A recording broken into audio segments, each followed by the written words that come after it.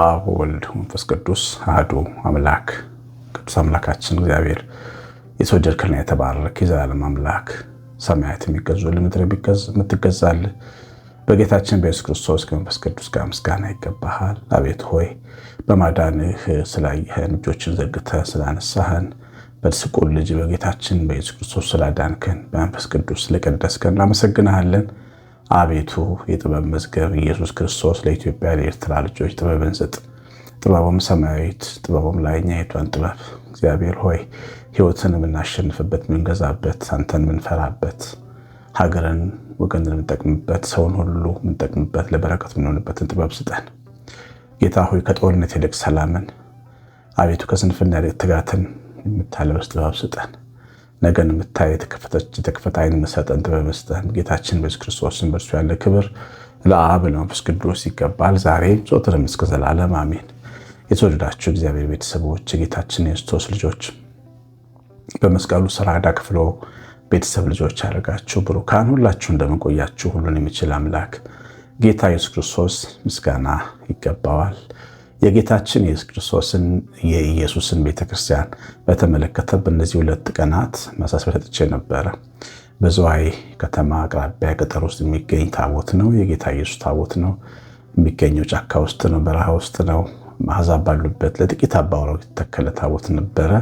ነገር ግን ያላመኑ ሰዎችን በከፍተኛ ፍጥነት እየተጠመቁ እየመጡ ተአምራት የሚሰራ እንዲሁ ደግሞ በጣም ምስኪን ድሃ የሆነ ቤተክርስቲያን እየተዋሰ የሚቀድስ ቤተክርስቲያን ያለችው ኢየሱስ ታቦት አለ ብሎኝ አንድ ሰባኪ ነግሮኝ በጣም ልቤ እየተነካ እያዘነ ማሳሰቢያውን መጥቼ ነበር። ግን እጅግ ድንቅ ለሆነ ተሳትፏችሁ ምስጋና አቀርባለሁ። አስገርማችሁኛል። በዚህ ልክ ስለምትወዱት ደስ ብሎኛል። ነገር ግን እስከ ኒቆዲሞስ ድረስ ማሳሰቢያውን እናቀርባለን። በደንብ እንድንደግፈው የወርቅ ጽዋ እንገዛለታለን፣ ጽና እንገዛለታለን፣ ወርቃማ የወርቅ ሙዳይ እንገዛለታለን። በአጠቃላይ እንዴት እህቴ ውድ የሆነ ነው የቅዱሳት መጎናጸፊያ ታቦቱ የሚለብስ ገዝታልናለች። እግዚአብሔር ይባርካት። ሌሎችም እንደዚህ ወደ አካውንቱ ገንዘብ እያስገባችሁ ነው። ውጤቱን አሳውቃችኋለሁ። አሁንም 9114138 እንደዚህ ጌታ በረሃው ስለወደቀ ታቦቱ ስጦታ ትሰጣላችሁ። ጾመ ኢየሱስን እየጾምን ነው። በረከታችን ደጃችን ላይ ነው። ይሄ ለቤተክርስቲያን የለመን እንዳይመስላችሁ። ደጃችሁን በረከት እያንኳኳ መሆኑን እወቁ። ደግሞ ታውቃላችሁ ይነጥፋችኋል ብዬ አላስብም። እግዚአብሔር ይባርካችሁ። ዛሬ መንፈስ ቅዱስ የሚያስተምረን መጽሐፈ መሳፍንት ላይ ካለ አንድ ታሪክ ላይ ነው። ይህ ታሪክ ስለ ሶምሶን እስራኤላዊ መስፍን ስለነበረው ስለ ማኑሄ ልጅ ስለ ሶምሶን ነው። እንግዲህ ሶምሶን በጣም ኃያልና ብርቱ የነበረ ጀግና የነበረ ለፍልስጤሞች መድኃኒት ሆኖ የተፈጠረ እግዚአብሔር ናዝራዊ አድርጎ የፈጠረ ወጣት ነበረ እና ከእናት ከአባቱ ጋር ወደ ተምና መውረዱን ይኸው የመጽሐፍ ቅዱስ ክፍል መጽሐፈ መሳፍንት ምዕራፍ 14 ቁጥር 5 ላይ ይነግረናል። ሶምሶንም አባቱና እናቱም ወደ ቴምና ወረዱ። በቴምናም ወዳለ ወደ ወይኑ ስፍራ ፈቀቅ አለ። እነሆም የአንበሳ ደቦል እያገሳ መጣበት። የእግዚአብሔር መንፈስ በእርሱ ላይ አደረ። የፍየል ጠቦት እንደሚጥል ጣለው። በእጁም እንደ ኢምንት ሆነ። ያደረገው ለአባቱ ለእናቱ አልነገረም። ሄደም ከሴቲቱ ጋር ተነጋገሩ። ሶምሶንም በፊቱ ደስ አሰኘችው። ከጥቂት ቀናት በኋላ ሊያገባት ተመለሰ። የአንበሳው ሬሳ ያይ ዘንድ ከመንገድ ፈቀቅ አለ። እነሆም በአንበሳው አፍ ውስጥ ንብ ሰፍሮበት ነበር፣ ማርም ነበረበት። ወስዶም በላ። እየበላም ሄደ። እንግዲህ በጣም አስገራሚና ፈገግ የሚያሰኝ ታሪክ ነው። ሶምሶን በጣም ኃያል የእግዚአብሔር መንፈስ ኃያል ያደረገው የታጠቀ ሰው ነበር። ጉልበት የታጠቀ ሰው ነው እና ብዙ ሰዎች ልጆቻቸውም ሶምሶን ይላሉ። ጉልበተኛ አሸናፊ ነው ለማለት ፈልገው ይመስለኛል። ሶምሶን በጣም ብርቱ ጉልበት የነበረው ሰው ነው፣ ግን ጉልበቱ ከእግዚአብሔር የነበረ ነው። ተአምራዊ አንዳንዴ ልዩ ሰዎች የሚፈጠሩ አሉ። በእግዚአብሔር ኃይል ልዩ የሚደረጉና ልዩ ሰው ነበር እና ጉልበቱ ከእግዚአብሔር ዘንድ ነበር። እንደሰማችሁት ከመንፈስ ቅዱስ የተቀበለውን ኃይል ተጠቅሞ ነው አንበሳውን እንደ ፍየል የቆራረጠው። የሶምሶን ኃይል የእግዚአብሔር ልጆች ኃይል፣ በተለይ በጌታችን በኢየሱስ ክርስቶስ የተዋጁ ቅዱሳንን ኃይል የሚያሳይ ነው። እነዚህ ቅዱሳን ክርስቶስን ያመኑ በኢየሱስ ክርስቶስ ስም የታጠቁ ቅዱሳን ምስኪን ድሆች የነበሩ ምናልባትም ደግሞ አሳስጋሪዎች የነበሩ ቀራጮች የነበሩ የተናቁ ነበሩ። ግን በፊታቸው በጣም ትልቅ ነገር ይደረግ ነበር። ስምዖን ጴጥሮስ በሽተኛ በጥላው ይፈውስ ነበር። ባልና ሚስቶቹ አታለው በመጡ ጊዜ እዛው አጠገባቸው ድንጋይ እንዲሆኑ ያደረጋቸው በቃሉ። እንዲሁ ደግሞ ሽባውን ከዮሐንስ ጋር ወደ ሲሄዱ ሽባውን በኢየሱስ ስም ተነስ ሲሉት ብድግ ብሎ ተርትሮ ሲቆም አይተናል። እነዚህ ሰዎች እንደኛ ሰዎች ናቸው። ግን ውስጣቸው ያለው መንፈስ የልጅነት መንፈስ የጸጋው አሰራር ግን ብርቱ ሰዎች አድርጓቸው ነበር እና የሶምሶን ጉልበተኝነት ለአዲስ ኪዳን ክርስቲያኖች መንፈሳዊ ጥንካሬ ምሳሌ ነው።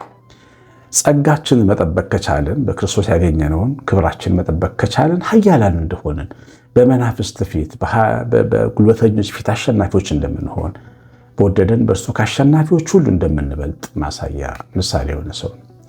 ብዙ ጊዜ ለመሸነፍ እንገዛለን። በቃ ሰይጣን ያሸንፈኛል፣ ሟርት ያሸንፈኛል፣ መተት ያሸንፈኛል፣ አይነ ጥላ ያሸንፈኛል፣ ፈልፈላ ያሸንፈኛል እያልን በመሸነፍ መንፈስ ውስጥ ነው የምንኖረው። እኛ ግን እግዚአብሔር ልጆች ነን።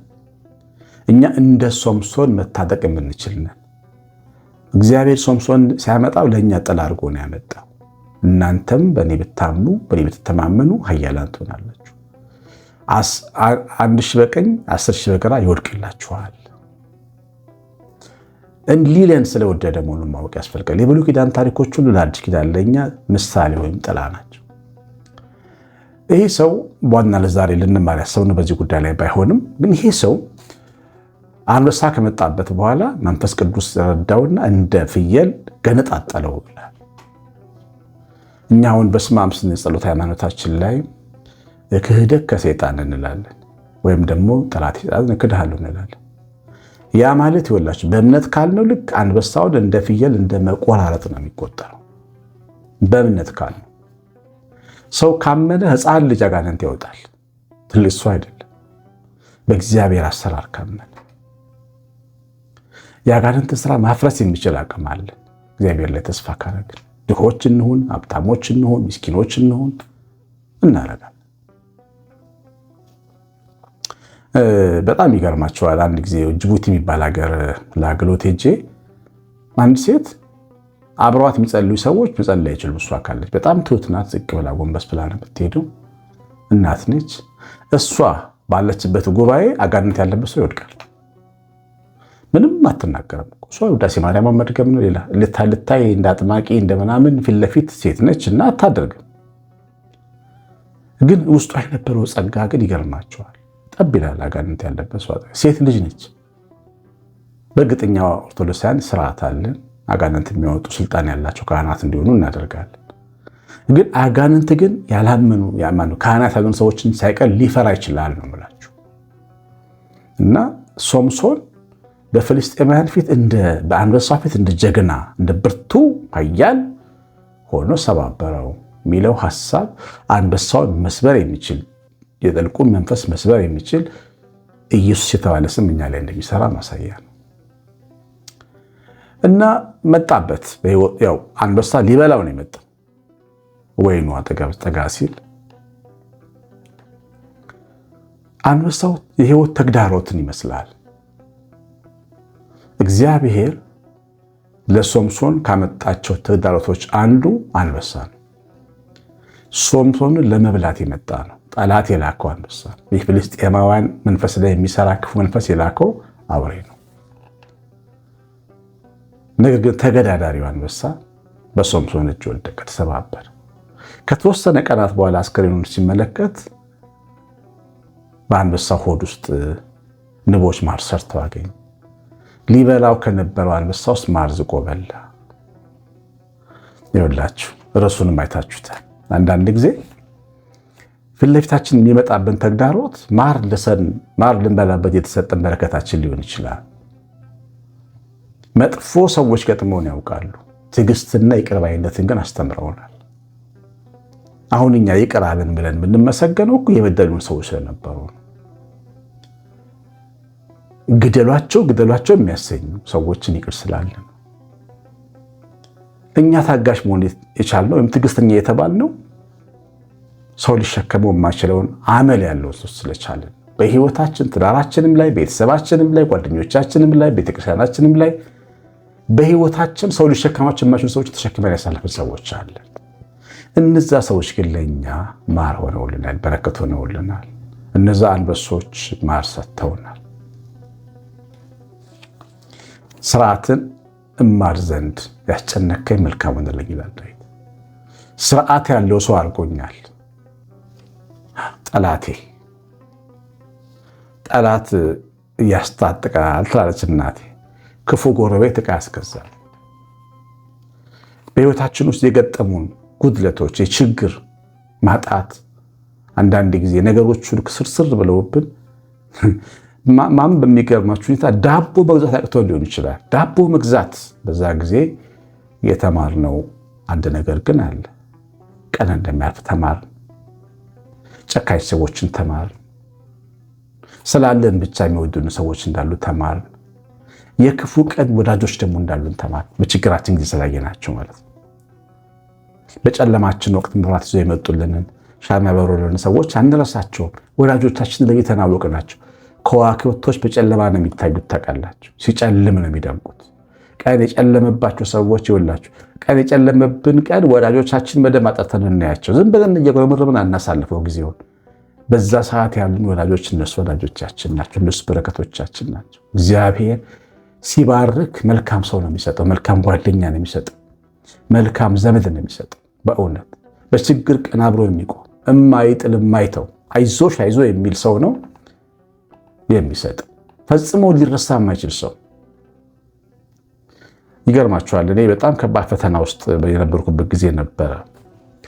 ቤት ተቀምጬ እግዚአብሔርን ማዳን በምጠብቅበት ሰዓት አንዳንዶች ያልዋልኩበት ቦታ እንደዋልኩ አድርገው እዚህ ሄደዋል፣ እንደዚህ ነው፣ ጴንጤ ሆነ፣ ጠፋ፣ እንደዚህ ሆነ የሚሉኝ ትልቅ ዘመቻ የሚከፍቱ ሰዎች አሉ። ያው መናፍስት ይሰራሉ በዛ ላይ ማለት ነው። አንዳንዱ ሰው ሲያገኘኝ ሊሰድበኝ ይሞክራል፣ ሊመታኝ ይጋበዛል። ያንን እየተመለከተ እንግዲህ ከልጆቼ ጋር ቤት ተቀምጬ ቤተክርስቲያን ነው ሄዳለሁ ተደብቄ።